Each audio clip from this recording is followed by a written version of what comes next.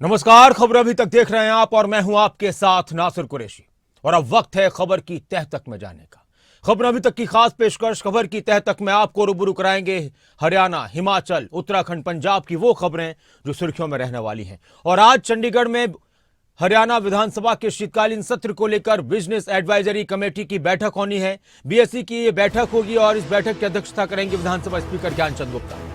हरियाणा विधानसभा के शीतकालीन सत्र की अवधि पर आज मोहर लग जाएगी कि कितने दिन ये सदन चलना है, कितने दिन सत्र की कार्रवाई होनी है। मुख्यमंत्री मनोहर लाल इस बैठक में मौजूद रहेंगे, डिप्टी सीएम दुष्यंत चौटाला भी इस बैठक में मौजूद रहेंगे, डिप्टी स्पीकर रणवीर गंगवा और नेता प्रतिपक्ष भूपेंद्र सिंह हुड्डा भी इस बैठक में मौजूद रहेंगे। ज्यादा जानकारी के लिए, खबर की तह तक जाने के लिए और किस तरह के समय की अवधि को लेकर या हो सकता है कि क्या कुछ वक्त बढ़ सकता है, इस पर ज्यादा चर्चा करने के लिए अनिल मोर, हमारे पॉलिटिकल एडिटर, इस वक्त मेरे साथ जुड़ चुके हैं। अनिल, किस वक्त ये बैठक शुरू हो जाएगी और क्या कुछ अपडेट है इस बैठक से मुतालिक?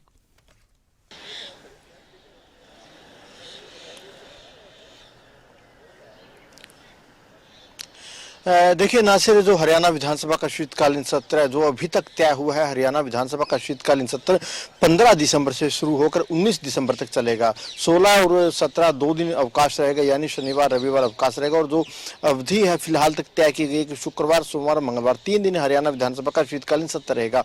अब सत्र की फाइनल अवधि क्या रहेगी, कितने दिन का रहेगा, कितनी सीटिंग रहेगी, वो बीएसी की बैठक तय करेगी, बिजनेस एडवाइजरी कमेटी की बैठक। बिजनेस एडवाइजरी कमेटी की बैठक हरियाणा विधानसभा अध्यक्ष ज्ञानचंद गुप्ता की अध्यक्षता में होगी। बीएसी मेंबर के तौर पर हरियाणा के मुख्यमंत्री मनोहर लाल इसमें मौजूद रहेंगे, डिप्टी सीएम दुष्यंत चौटाला, नेता प्रतिपक्ष भूपेंद्र सिंह हुड्डा, संसदीय कार्य मंत्री कंवरपाल गुर्जर, डिप्टी स्पीकर रणवीर गंगवा, वो भी सदस्य के तौर पर इस बैठक में मौजूद रहेंगे। ये कमेटी तय करती है कि आखिरकार जो सत्र की अवधि है कितनी रहेगी, सत्र में कितनी सीटिंग रहेगी, किस तरीके से पूरे का पूरा जो कार्य है वो रहने वाला। आज जो बैठक है शाम 4 बजे बैठक होगी। इस बैठक में सत्र की जो अंतिम अवधि है उस पर मुहर लग जाएगी। हालांकि कांग्रेस है, विपक्ष है, नेता प्रतिपक्ष भूपेंद्र सिंह हुड्डा अमूमन कहते रहते हैं कि सत्र की अवधि है वो लंबी होनी चाहिए, सत्र में कम समय मिलता है, विपक्ष के विधायकों को पूरा समय नहीं मिल पाता। तो ऐसे में नेता प्रतिपक्ष भूपेंद्र सिंह हुड्डा विपक्ष के नेता के तौर पर ये मांग कर सकते हैं कि जो सत्र की अवधि है उसको बढ़ाया जाए। हालांकि सत्र की फाइनल अवधि कितनी रहेगी वो इस बैठक के बाद तय हो जाएगा।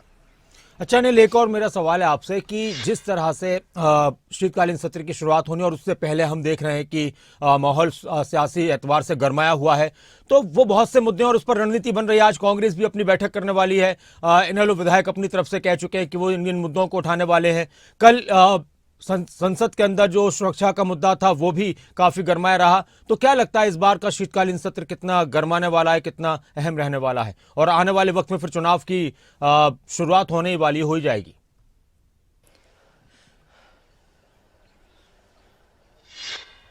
देखिए, जो संसद में कल घटना देखने को मिली, जो एक शर्मनाक घटना कल संसद में हुई, उसके बाद हरियाणा विधानसभा अध्यक्ष ज्ञानचंद गुप्ता की तरफ से कहा गया था कि जो सुरक्षा व्यवस्था कैसी रहेगी उस पर वो दोबारा समीक्षा करेंगे, कितने लेयर की सुरक्षा रहेगी उस पर दोबारा समीक्षा करेंगे। जो बीएससी की बैठक है, इस बैठक में अमूमन जो चर्चा होती है वो चर्चा तो कितने दिन का सत्र रहेगा, सत्र की अवधि को लेकर होती है, लेकिन जो घटना संसद में हुई उस पर संभावना है कि इस पर चर्चा थोड़ी बहुत हो सकती है बीएससी की बैठक में। अब हरियाणा विधानसभा सत्र की बात करें, विपक्ष का कहना है कि मुद्दों की कमी नहीं है। कांग्रेस विधायक दल की बैठक शाम को बीएससी बैठक के बाद होगी। सत्ता पक्ष है वो भी अपनी बैठकें बुलाएगा, उनकी तरफ से भी रणनीति बनाई जाएगी। विपक्ष का कहना है कि चाहे जहरीली शराब का मुद्दा हो, किसानों के मुद्दे हो, बेरोजगारी, युवा, कानून व्यवस्था, महिलाओं के तमाम ऐसे मुद्दे हैं जिनको लेकर विपक्ष सरकार को घेरने का काम करेगा। जहरीली शराब का मुद्दा एक बड़ा मुद्दा बन सकता है। विपक्ष की तरफ से काम रोको प्रस्ताव उस मुद्दे पर दिया गया था। अब देखना है कि स्पीकर उस काम रोको प्रस्ताव को मंजूर करते हैं नहीं करते हैं। अगर मंजूर किया जाता है तब भी उस पर हंगामा होगा, अगर मंजूर नहीं किया जाता तब भी उस पर हंगामा होगा। यानी जो हरियाणा विधानसभा का शीतकालीन सत्र है काफी हंगामेदार रहने के आसार है। नासिर, हरियाणा की अगर बात करें, देश की बात करें, लोकसभा चुनाव में ज्यादा समय नहीं बचा, मोटा मोटा 4 महीने लोकसभा चुनाव के बचे हुए, उससे पहले बजट सत्र होना है। तो ऐसे में विपक्ष के पास लोकसभा चुनाव से पहले 2 ही सत्र बच जाते हैं, शीतकालीन सत्र और बजट सत्र। तो विपक्ष कोई कोर कसर नहीं छोड़ेगा तमाम मुद्दों पर सरकार को घेरने के लिए। वहीं सरकार की भी पूरी तैयारी रहने वाले, सत्ता पक्ष भी अपनी विधायक दल की बैठक बुलाएगा, सत्ता पक्ष भी अपनी विधायक दल की बैठक में विपक्ष के मुद्दों का किस तरीके से जवाब देना है उसकी जो तैयारी है सत्ता पक्ष भी करेगा। शुक्रिया अनिल इस पूरी जानकारी के लिए, बातचीत के लिए। बीएससी की बैठक होगी और आज सत्र की, विधानसभा के शीतकालीन सत्र की अवधि पर भी चर्चा होगी और क्या बढ़ सकती है। 3 दिन की बात निकलकर सामने आ रही है, लेकिन अब देखना होगा कि उस बैठक के बाद क्या कुछ और चीजें निकलकर सामने आती हैं कि क्या कुछ समय और बढ़ाया जाता है या इतने ही दिन तक रहेगा। अब एक और अहम खबर, आज विधानसभा सत्र को लेकर कांग्रेस भी रणनीति बनाएगी। एक बैठक कांग्रेस की पहले हो चुकी है, लेकिन आज एक और अहम बैठक होनी है। कांग्रेस विधायक दल की बैठक हरियाणा के नेता प्रतिपक्ष भूपेंद्र सिंह हुड्डा की अध्यक्षता में होगी। सरकार को विधानसभा में किस तरह से घेरा जाए, कौन कौन से मुद्दे उठाए जाएं, किन किन मुद्दों पर हंगामा किया जाए, नारेबाजी की जाए, ये सब कुछ तय होता है। किस तरह की रणनीति बनाई जाए, किस तरह की रणनीति बनाई जाए, सदन के अंदर पहुंचने को लेकर किस तरह का माहौल बनाया जाए, क्या सदन के अंदर प्रदर्शन करते हुए पहुंचे जिस तरह से अमूमन हमने देखा है। और इस पर ज्यादा जानकारी के लिए हमारे स्टेट हेड जितेंद्र चौधरी हमारे साथ जुड़ चुके हैं। जितेंद्र, क्या लगता है आज कांग्रेस की इस बैठक को लेकर किस तरह की रणनीति बनाई जा सकती है, किस तरह के इशारे मिले हैं? एक बैठक पहले भी हो चुकी है, तो उस दिन ये कहा गया था कि हम 14 तारीख को जो बैठक करेंगे तो उसमें बताएंगे कि क्या कुछ हमारी रणनीति रहने वाली है।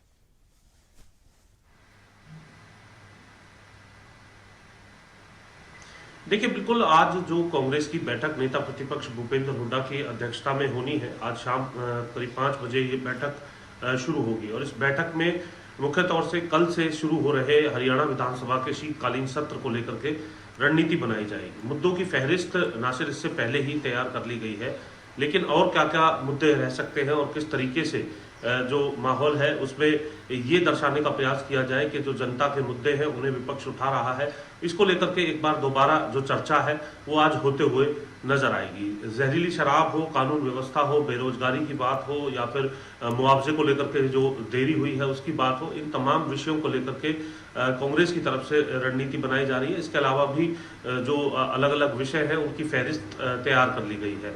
इससे पहले ही जो अपने प्रश्न हैं तमाम विपक्ष के या सत्ता पक्ष के विधायकों की अगर हम बात करें, वो जो विधानसभा में दे दिए गए हैं, जिनको सत्ता पक्ष से पूछने का काम स्थानीय मुद्दों को लेकर के और जो तमाम मुद्दे बने हुए हैं उसको लेकर के विपक्ष के विधायक सत्ता पक्ष के विधायक करते हुए नजर आएंगे। आज भी जब ये विधायक दल की बैठक होगी, इसमें उन तमाम मुद्दों को लेकर के चर्चा की जाने वाली है और कल किस प्रकार से कौन कौन से मुद्दों को जो है वो सामने रखा जाएगा। क्योंकि प्रस्तावित हालांकि ये बताया जा रहा है कि 15 दिसंबर, 18 दिसंबर, 19 दिसंबर को ये जो सत्र है वो रहने वाला है, लेकिन माफी चाहेंगे नासिर, लेकिन इसके अलावा 4 बजे आज बीएसी की बैठक भी रहने वाली है, जिसमें फाइनल तौर पर यह पता चल पाएगा कि आखिर सत्र की अवधि क्या रहने वाली है। लेकिन अलग अलग दिन किन मुद्दों पर पूरे तरीके से फोकस रखते हुए विपक्ष सदन के अंदर पहुंचेगा, इसको लेकर के समय समय पर इस प्रकार की जो बैठकें हैं वो अब अगले कुछ दिन देखने के लिए मिलेंगी। और उसी फहरिस्त में अगर हम बात करें तो आज कांग्रेस विधायक दल की ये बैठक हो रही है, जिसमें किस प्रकार से कल के दिन मुद्दों को सामने रखना है और सरकार से उनका जवाब मांगना है, इसकी पूरी रणनीति बनाने का काम विपक्ष जो है वो करते हुए नजर आएगा। वहीं दूसरी ओर अगर हम बात करें इंडियन नेशनल लोकदल की तरफ से भले ही एक विधायक अभय चौटाला जो है वो सदन के अंदर रहते हो, लेकिन उनकी भी मुद्दों को लेकर के जो धार है वो सदन के अंदर देखने के लिए मिलती है। और वे भी कह चुके हैं कि जो 3 दिन का ये सदन है, इसे 3 दिन का सदन न कहते हुए 3 सिटिंग का सदन जो कहा जाए तो ज्यादा बेहतर होगा, क्योंकि विधायकों को पूरे तौर पर बोलने का मौका ऐसी स्थिति में नहीं मिल पाता है। केवल 3 मिनट का एक विधायक को बोलने का मौका मिलता है, जिसमें उन तमाम मुद्दों को लेकर के वो अपनी बात नहीं रखते हुए नजर आता है। तो आज ये भी देखना है कि जो सदन की जो कार्रवाई है वो किस तरीके से कितने दिन के लिए बीएसी की बैठक में फाइनल की जाती है और साथ ही विपक्ष अपनी तैयारी के साथ किस तरीके की रणनीति बनाता है और उसका जवाब देने को लेकर के सत्ता पक्ष की भी जो बैठक है वो देखने के लिए जो है नासिर जरूर मिलेगी। क्योंकि सदन की जो कार्रवाई है कल 11 बजे से शुरू होगी और उससे पहले जो बैठकों का जो इस प्रकार की जो बैठकें हैं उनका दौर भी देखने के लिए मिलता है और तमाम जो रणनीति है वो बनाई जाती है कि किस तरीके से विपक्ष के इन मुद्दों का सत्ता पक्ष को जवाब देना है। तो पूरे तौर पर गर्मा गर्मी गहमा गहमी देखने के लिए मिलेगी। कुछ एक ऐसे मुद्दे भी हैं जिनको लेकर के ये भी जानकारी मिल रही है नासिर के विपक्ष की तरफ से उन्हें उठाने के लिए जो है कहा गया था, लेकिन उनको नामंजूर किया गया है। ये बड़ा विषय जो है कल बनता हुआ नजर आएगा और जहरीली शराब का विषय भी उसी फहरिस्त के अंदर सामने निकल करके आ रहा है कि उस विषय पर जिस तरीके का प्रस्ताव दिया गया था उस प्रस्ताव को अभी फिलहाल मंजूर नहीं किया गया। हालांकि आधिकारिक तौर पर कल ये पूरी जानकारी मिलेगी, लेकिन ऐसे कुछ विषय जरूर रहेंगे और इससे पहले भी ऐसे विषय जो है सदन के अंदर देखने के लिए मिले हैं। जब उन्हें नामंजूर किया जाता है चर्चा को लेकर के, तो उस वक्त हंगामा देखने के लिए मिलता है। तो इन तमाम विषयों पर भी सत्ता पक्ष और विपक्ष अपनी अपनी बैठकों के अंदर रणनीति बनाएंगे कि किस तरीके से सरकार पर दबाव बनाना है, इनका जवाब मांगने को लेकर के जनता के मुद्दों को सामने रखते हुए। जी शुक्रिया जितेंद्र, इस पूरी जानकारी के लिए बातचीत के लिए। और अब बात करेंगे उत्तराखंड की। उत्तराखंड की विद्युत व्यवस्था में सुधार की तैयारी चल रही है। उत्तराखंड में 24 घंटे बिजली उपलब्ध होगी, इस तरह की बातें कही जा रही है। एशियन विकास बैंक की तरफ से $200 मिलियन का लोन लिया जाएगा। मुख्यमंत्री पुष्कर सिंह धामी ने उत्तराखंड की विद्युत व्यवस्था और पावर ट्रांसमिशन की मजबूती में सुधार, विद्युत आपूर्ति में बुनियादी सुविधाओं के विकास के लिए एशियन विकास बैंक $200 मिलियन का ऋण देगा। इसके लिए मुख्यमंत्री पुष्कर सिंह धामी ने ऋण सुविधा के लिए केंद्रीय वित्त मंत्री निर्मला सीतारमण का आभार जताया और कहा कि इससे राज्य की सुचारू विद्युत व्यवस्था सुनिश्चित किए जाने में मदद मिलेगी। राव शफात अली इस वक्त हमारे साथ हमारे उत्तराखंड से ब्यूरो चीफ जुड़ चुके हैं। राव, अगर हम उत्तराखंड की बिजली व्यवस्था की बात करें तो इस वक्त कैसी है, और ये जो 24 घंटे बिजली व्यवस्था करने की बात हो रही है कि 24 घंटे उत्तराखंड में बिजली दी जाएगी, तो यह पूरे उत्तराखंड में किस तरह से संभव है, कितना आसान है या कितना मुश्किल है? देखिए नासिर कुरैशी, वैसे तो व्यवस्थाएं ठीक है उत्तराखंड में, लेकिन फिर भी व्यवस्थाएं हमेशा से सुधारने की गुंजाइश रहती है, कोई सा भी राज्य हो। अंडरग्राउंड अभी क्योंकि विद्युत लाइनें चल रही हैं, हालांकि स्मार्ट कार्य चल रहा है, लेकिन वो सिर्फ शहरी क्षेत्रों में चल रहा है। स्मार्ट सिटी की बात करें तो सिर्फ देहरादून में चल रहा है, लेकिन पूरे उत्तराखंड के लिए एक बजट की आवश्यकता होती है। और राज्य सरकार खुश है इस बात को लेकर के कि एडीबी ने करीब $200 मिलियन, यानी कि इसको मोटे तौर पर समझ सकते हैं कि 1700 करोड़ रुपए की व्यवस्था ऋण की है। हालांकि देखिए उत्तराखंड एक कर्ज में डूबा हुआ राज्य है, लेकिन उसके बावजूद भी क्योंकि आर्थिक हालात उत्तराखंड के बहुत बेहतर नहीं है, आर्थिक हालातों को बेहतर करने के लिए राज्य सरकार काम कर रही है। लेकिन विकास कार्यों के लिए क्योंकि पैसे की आवश्यकता होती है, अब जो विद्युत कार्यों के लिए एडीबी ने 1700 करोड़ रुपए का ऋण दिया है, इसके लिए वित्त मंत्रालय का मुख्यमंत्री पुष्कर सिंह धामी ने धन्यवाद दिया है। और ये करार भी हो चुका है, जो वित्त मंत्रालय की सचिव है रानी मुखर्जी, उनके बीच में, और जो एडीबी के भारत में प्रभारी है हुयांग, उनके बीच में करार हो चुका है। अब उत्तराखंड के जो विद्युत आपूर्ति है, एक तो वो 24 घंटे किस तरह से रहे, और दूसरा जो वायर है वो अंडरग्राउंड जाएंगे सभी। एक खूबसूरत राज्य के तौर पर उत्तराखंड को माना जाता है। और दूसरा जो सब स्टेशन है उनकी क्षमता को बढ़ाया जाएगा, यानी कि आने वाले वक्त में ये जो पैसा है ये विद्युत आपूर्ति से लेकर के विद्युत सुविधाओं से लेकर के इन सब कार्यों में ये लगाया जाएगा। और एक बड़ी उपलब्धि इसको कह सकते हैं, राज्य सरकार डिमांड कर रही थी और वित्त मंत्रालय ने अपनी ओर से इसकी पहल की, और वित्त मंत्रालय ने ये एडीबी से यानी एशियन डेवलपमेंट बैंक से ये 1700 करोड़ रुपए का जो ऋण है वो उत्तराखंड को अब दिलवा दिया है। अब धीरे धीरे, हालांकि काम तो देखिए पहले से चल रहे हैं, चारधाम यात्रा में जो लाइनें बिछनी है, विद्युत आपूर्ति होनी है, और एक लक्ष्य भी राज्य सरकार का कि 24 घंटे व्यवस्था रहे। और दूसरा, क्योंकि अभी एक लक्ष्य रखा गया है कि 2025 तक उत्तराखंड को अग्रणी राज्य बनाना है, तो उस अग्रणी राज्य में ये जो व्यवस्था है, तो बिजली की, सड़क की, पानी की, ये बहुत महत्वपूर्ण रखती है अपने आप में महत्व। तो इसको लेकर के अब राज्य सरकार ने धन्यवाद दिया है वित्त मंत्रालय का, और काम पहले से चल रहा है। लेकिन अब उम्मीद है कि ये पैसा आने के बाद अब जो व्यवस्थाएं हैं विद्युत की वो और बेहतर होगी। अच्छा, ये जो लोन की ऋण देने की बात हो रही है, लोन जो मिलेगा उत्तराखंड को, तो इसकी किस तरह से प्रक्रिया रहती है और क्या कुछ रहता है, या कब से ये प्रक्रिया चल रही थी कि उत्तराखंड को बिजली व्यवस्था के मामले में बेहतर करना है, तो उसके लिए हमें इतने लोन की जरूरत पड़ेगी, इतने पैसे की जरूरत पड़ेगी? लेकिन नासिर, लोन तो उत्तराखंड के ऊपर बहुत है। एडीबी से पैसा नहीं कि विद्युत व्यवस्थाओं के लिए लोन दे रही है। आपने देखा कि सिविल लाइंस जब उत्तराखंड में बिछी, विकास कार्यों के लिए जो एडीबी है वो अलग अलग राज्यों को ऋण उपलब्ध कराती है। लेकिन उत्तराखंड में क्योंकि विकास कार्य बहुत ज्यादा है और आर्थिक स्थिति बहुत बेहतर नहीं होती है, तो एडीबी बहुत मदद करती है। और इसके लिए पिछले अगर 5-7 साल की नजर डालें तो बहुत ज्यादा ऋण एडीबी का उत्तराखंड पर चढ़ा हुआ है। ऐसा नहीं कि सिर्फ पहली बार ऋण हुआ है, लेकिन हाँ, विद्युत व्यवस्थाओं को लेकर के एक डिमांड थी कि किसी तरह से अगर एडीबी उसमें सहयोग कर दे, उसमें ऋण दे दे, तो और बेहतर हो सकती है। एडीबी ने सिविल लाइंस का बहुत काम चला था अभी शहरी क्षेत्रों में, तो तमाम एडीबी से हुआ था, एडीबी का ऋण है। हालांकि इसका एक ब्याज दिया जाता है, एक निर्धारित ब्याज तय किया जाता है, राज्य सरकार उसका ब्याज अदा करती है, और जब पैसा आता है कहीं से आर्थिक हालात सुधरते हैं तो उस पैसे को वापस भी किया जाता है। जी। लेकिन अभी हालात बहुत जल्द, आर्थिक हालात तो देखिए सुधरने वाले नहीं है। राज्य सरकार, दानी सरकार ये प्रयास कर रही है, लेकिन ऋण की अगर बात करें तो अलग अलग सेक्टर से राज्यों को ऋण उपलब्ध कराया जाता है, और वो चाहे विश्व बैंक हो, वो चाहे एडीबी हो, दूसरी और संस्थाएं हो, ऋण उत्तराखंड में उपलब्ध कराती रही है। और ये एडीबी जो ऋण उपलब्ध करा रही है 1700 करोड़ रुपए का, ये वापस तो करना पड़ेगा, लेकिन इस ऋण का जो एक ब्याज है वो राज्य सरकार अदा करती रहेगी। शुक्रिया राव शफात अली इस पूरी जानकारी के लिए, बातचीत के लिए। और अच्छी बात है कि अगर लोन से और विकास के कार्य जिस तरह से होने की बात कही जाती है वो होते रहे, जनता को फायदा मिले, और 24 घंटे अगर किसी राज्य में सभी को बिजली मिल जाए तो उससे बेहतर कुछ नहीं हो सकता। अब एक और अहम खबर और बात करते हैं हिमाचल की। हिमाचल सरकार जनवरी से गोबर खरीद, कृषि और पशुपालन विभाग गोबर खरीद करेगी और पशुपालन और कृषि विभाग की इसको लेकर एक बैठक हुई। कृषि मंत्री चंद्र कुमार की अध्यक्षता में बैठक हुई।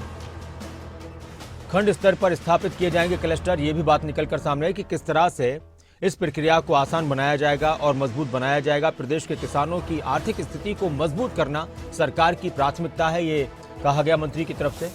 सरकार की तरफ से दूध खरीद मूल्य में 6 रुपए की वृद्धि समेत पशुपालकों और किसानों के हित में कई ठोस फैसले लिए गए। लेकिन इसी बीच इस गोबर खरीद की अगर बात की जाए तो इस पर विपक्ष की तरफ से सवाल भी उठाए जा रहे हैं। प्रदीप ठाकुर हमारे साथ, हमारे ब्यूरो शिमला, इस खबर पर ज्यादा जानकारी के लिए, खबर की तह तक जाने के लिए जुड़ चुके हैं। प्रदीप, ये जो गोबर खरीद वाला मामला है हिमाचल प्रदेश में, कितना अहम है, कितना फायदा इससे हो सकता है हिमाचल प्रदेश के किसानों को और जो भी लोग इस कार्य से जुड़े हुए हों, और विपक्ष भी इसको लगातार सवालों के घेरे में ले रहा था, तो क्या बात थी पूरी? बिल्कुल, देखिए जब विधानसभा चुनाव हो रहे थे तो उस वक्त 10 गारंटियां कांग्रेस पार्टी की तरफ से दी गई थी, और उसमें एक गारंटी 2 रुपए प्रति किलो के हिसाब से गोबर खरीद की थी। हालांकि 1 साल हो गया है, उस पर विपक्ष बार बार सवाल उठाता रहा, और हमने अभी भी देखा जब आक्रोश रैली थी उस दिन भी गोबर लेकर प्रदर्शन करने भाजपा की महिलाएं पहुंची कि 1 साल हो गया, गोबर हमारे घरों में पड़ा है तो गोबर खरीद लो। बेशक एक राजनीतिक जुमला था, उस तरह से जिस तरह से राजनीतिक आरोप प्रत्यारोप चलता है। लेकिन यहाँ पर पिछले कल ये महत्वपूर्ण बैठक हुई है, और अभी 11 दिसंबर को जब सरकार के 1 साल पूरे हुए थे उस दिन मुख्यमंत्री ने गोबर खरीद की घोषणा की थी कि 1 जनवरी से हम गोबर खरीद शुरू कर देंगे। उसी से जुड़ी ये महत्वपूर्ण बैठक हुई है, और खुद कृषि मंत्री जिनके पास कृषि विभाग भी और पशुपालन विभाग भी है, उन्होंने इस बैठक की अध्यक्षता की, और उसमें ये तय हुआ है कि अभी पहले चरण में जो खंड वाइज क्लस्टर बनाए जाएंगे, यानी एक गांव, एक क्षेत्र के क्लस्टर बनाया जाएगा और वहां से खरीद शुरू की जाएगी। और उसमें भी इसमें जो कुछ सामने आई है, क्योंकि इसमें स्तर पर स्टडी भी इन्होंने की, पंजाब हरियाणा में भी हिमाचल प्रदेश के वैज्ञानिक स्टडी करने गए थे कि गोबर से जो खाद बनती है वो कैसे बनाई जा सकती है, और उस खाद को ही खरीदा जाएगा, यानी जो गोबर की खाद बनती है। तो इस तरह से कॉन्सेप्ट तैयार किया गया है। 250 के करीब जो किसान है, पालक हैं, उनका एक क्लस्टर बनाया जाएगा, वो अपने गोबर को अपने घर में ही रखेंगे, और जब वो गोबर जो है खाद बनने लायक हो जाएगा, उसकी खाद बन जाएगी, तो कायदा जो पशुपालन विभाग के और कृषि के भी जो वैज्ञानिक है वो बताएंगे कि किस तरह से इसकी खाद बनती है। उसके बाद 2 रुपए प्रति किलो के हिसाब से जो खरीद की बात हुई है जी, उसमें भी ये कहा गया है कि इसमें कुछ आ रही है खाद बनाने में, तो रेट बढ़ाए जा सकते हैं, यानी 2 रुपए से ज्यादा भी किया जा सकता है। ये बात खुद कृषि मंत्री ने जो है कही है। तो इसमें 1 जनवरी से होनी है, उसमें पहले और कृषि विभाग और जो पशु विभाग है उसके अधिकारी नियुक्त किए गए हैं, वो क्लस्टर तैयार करेंगे। उसके बाद खरीद की प्रक्रिया, यानी पहले गोबर इकट्ठा करने की प्रक्रिया और फिर उसको आगे खाद में बदलने की प्रक्रिया। इसके साथ ही शुरुआती चरण में तो कृषि विभाग अपने फार्म है वो बंजर पड़े हैं, काम ज्यादा नहीं होता है, तो इसमें ये तय हुआ है, कृषि मंत्री की तरफ से ये पहले जानकारी दी थी कि जो हमारे खाली फार्म है उस खाद का हम यूज करेंगे, किसानों से हम उस गोबर की खाद जो बनी है उसको खरीदेंगे, और उसमें युवाओं को ही वहां पर काम किया जाएगा, ताकि जिसके पास जमीन नहीं है वो व्यक्ति उस खाली जो फार्म कृषि विभाग का है वहां पर काम कर सकते, खेती बाड़ी कर सकता है, या उसे लगता है कि यहाँ पर सब्जियां उगाई जा सकती है तो सब्जियां उगा सकता है, जो उसको अनुकूल लगता है तो उस खाद को भी उसे वहां पर दिया जाएगा। तो कुल मिलाकर अभी शुरुआती कॉन्सेप्ट ये तैयार किया गया है।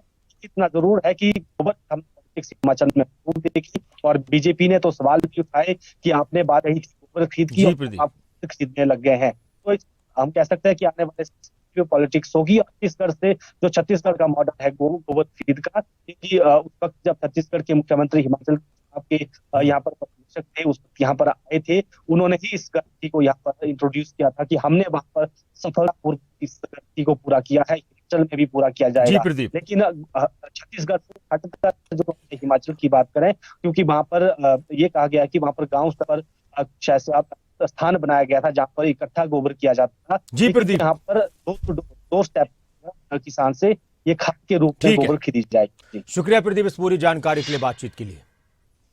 और अब बात करते हैं एक बड़ा मुद्दा जो आज भी गूंज रहा है संसद में, सुरक्षा की चूक का मामला। और इस मामले को लेकर बहुत सी बातें निकलकर सामने आ रही हैं, लेकिन इसी बीच खालिस्तानी आतंकी गुरपतवंत सिंह पन्नू की एंट्री हुई है। गिरफ्तार चारों आरोपियों को 10 लाख रुपए की कानूनी मदद दूंगा, उसने फिर बयान अपना जारी किया है।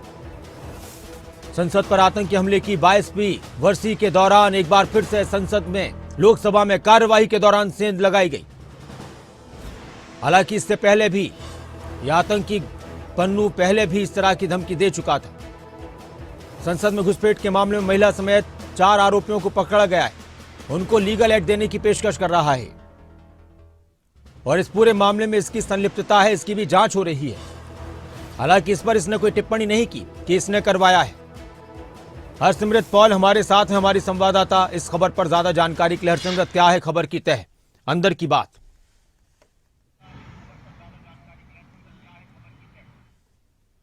जी बिल्कुल नासिर जी, आपको बता दें कि संसद पर सुरक्षा चूक का मामला जो है वो सामने आया है। इसको लेकर के तफ्तीश की जा रही है। हालांकि एक हैरानी वाली बात है, क्योंकि संसद जो है सबसे सुरक्षित मानी जाती है, ऐसे में वहां पर चूक होना एक बहुत बड़ी बात है। और उसके बाद जिस तरह से गुरपतवंत सिंह पन्नू, जो कि सिक्स फॉर जस्टिस का मुखी है, उसकी ये वीडियो सामने आती है, तो उसने ये बताया कि उसने पहले ही एक वीडियो जो कि 5 दिसंबर को बताई जा रही है, जारी हुई थी, उसमें ये बताया था कि 22 सालों का इतिहास जो है वो दोहराया जाएगा। बताया जाता है कि 22 साल पहले अफजल गुरु ने कश्मीर का मुद्दा संसद में उठाया था, और वो भी इसी तरह घुसपैठ करके पहुंचे थे।